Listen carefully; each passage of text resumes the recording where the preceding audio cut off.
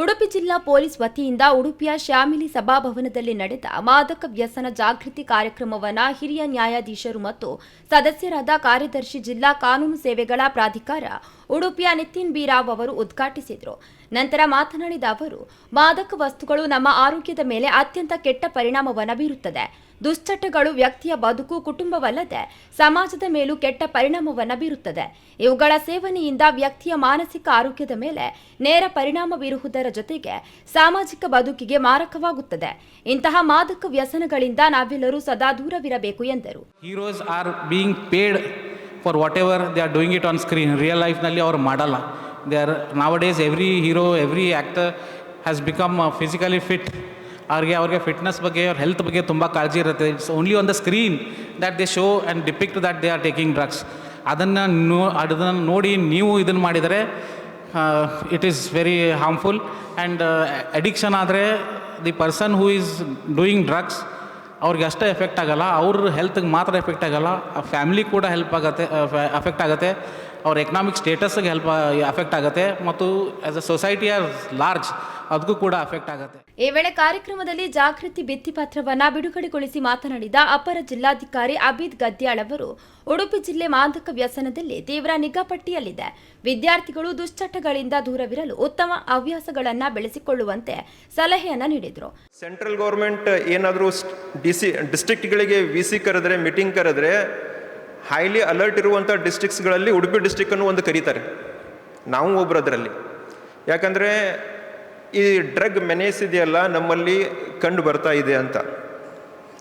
ನಿಮಗೆ ಹೇಳಬೇಕಂದ್ರೆ ಇದು ಒಂದು ಚಟ ಇದೆಯಲ್ಲ, ಮನುಷ್ಯನಿಗೆ ಚಟಕ್ಕೇರಿಸುವವರೆಗೂ ಬಿಡಲ್ಲ. ಅದ್ರ ಸಲುವಾಗಿ ಚಟದಿಂದ ದೂರ ಇರಬೇಕು. ನಾವು ಚಟ ಮಾಡೋದ್ರ ಬದಲಾಗಿ ಹವ್ಯಾಸಗಳನ್ನು ಬೆಳೆಸ್ಕೋಬೇಕು. ಜಿಲ್ಲಾ ಪೊಲೀಸ್ ವರಿಷ್ಠಾಧಿಕಾರಿಗಳಾದ ಹರಿರಾಮ್ ಶಂಕರ್ ಅವರು ಮಾತನಾಡಿ, ಸಾಮಾಜಿಕ ಜಾಲತಾಣಗಳ ಮೂಲಕ ಇಂದಿನ ಯುವ ಜನತೆಗೆ ಶೋಕಿಗಾಗಿ ಮಾದಕ ವ್ಯಸನದ ದಾಸರಾಗುತ್ತಿದ್ದು, ಇದರಿಂದ ಅವರ ವೈಯಕ್ತಿಕ ಬದುಕಿಗೆ, ಸಮಾಜಕ್ಕೆ ತೊಂದರೆ ಉಂಟಾಗುತ್ತದೆ.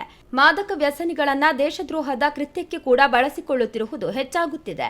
ಜಿಲ್ಲೆಯಲ್ಲಿ ಮಾದಕ ವಸ್ತುಗಳ ಸಾಗಾಟ, ಬಳಕೆ ಮತ್ತು ಮಾರಾಟ ಮಾಡುತ್ತಿರುವುದು ಕಂಡುಬಂದಲ್ಲಿ ಪೊಲೀಸ್ ಇಲಾಖೆಗೆ ಮಾಹಿತಿಯನ್ನು ನೀಡಲು QR ಕೋಡ್ ಅನ್ನು ಆರಂಭಿಸಲಾಗಿದೆ.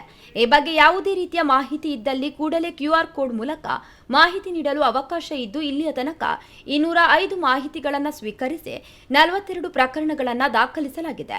ಜಿಲ್ಲೆಯನ್ನ ವ್ಯಸನ ಮುಕ್ತವಾಗಿಸಲು ಪ್ರತಿಯೊಬ್ಬರು ಕೈಜೋಡಿಸುವಂತೆ ಈ ವೇಳೆ ಮನವಿಯನ್ನ ಮಾಡಿದ್ರು. ನೀವು ಬೇರೆ ಏನು ಬೇಕಾದರೆ ಟ್ರೈ ಮಾಡಿ, ಬಟ್ ಡ್ರಗ್ಸ್ ಇದೊಂದು ಮಾತ್ರ ತಮಾಷೆಗಾಗಲಿ, ಫ್ರೆಂಡ್ಸ್ ಯೂಸ್ ಮಾಡಿದ್ದಕ್ಕಾಗಲಿ, ಇನ್ನೊಬ್ಬರು ಮತ್ತೊಬ್ಬರು ಯೂಸ್ ಮಾಡಿದ್ದಕ್ಕಾಗಲಿ ನೀವು ಯೂಸ್ ಮಾಡೋಕ್ಕೆ ಹೋಗಬೇಡಿ. ಈ ಪದೇ ಪದೇ ನಾವು ಈ ಥರ ಕಾರ್ಯಕ್ರಮಗಳು ಮಾಡಿ ಮತ್ತು ಸ್ಕೂಲ್ ಕಾಲೇಜ್ ಲೆವೆಲ್ಗಳಲ್ಲಿ ಕಾರ್ಯಕ್ರಮಗಳು ಮಾಡಿ ಅರಿವು ಮೂಡಿಸುವಂಥ ಉದ್ದೇಶವೂ ಇದನ್ನೇ. ನಾವು ಈಗಾಗಲೇ ಉಡುಪಿ ಜಿಲ್ಲೆಯಲ್ಲಿ ಒಂದು QR code system based reporting already ಅಳವಡಿಸಿದ್ದೀವಿ. ನಿಮ್ಮಲ್ಲಿ ಆಲ್ಮೋಸ್ಟ್ ಎಲ್ಲರಿಗೂ ಗೊತ್ತಿರಬೇಕು. ಆ QR ಕೋಡ್ ಸ್ಕ್ಯಾನ್ ಮಾಡಿದರೆ ನೀವು ಯಾರಂತ ನನಗೆ ಗೊತ್ತಿಲ್ಲದಿದ್ದರೂ ನಿಮಗೆ ಪೊಲೀಸ್ ಇಲಾಖೆಗೆ ಮಾಹಿತಿ ಕೊಡ್ಬೋದು, ಡ್ರಗ್ಸ್ ಯೂಸೇಜ್ ಬಗ್ಗೆ ಅಥವಾ ಡ್ರಗ್ಸ್ ಪೆಡ್ಲಿಂಗ್ ಬಗ್ಗೆ. ಅದರಲ್ಲಿ ಇದುವರೆಗೆ ನನಗೆ ಸುಮಾರು 205 ಇನ್ಪುಟ್ಸ್ ಬಂದಿದೆ.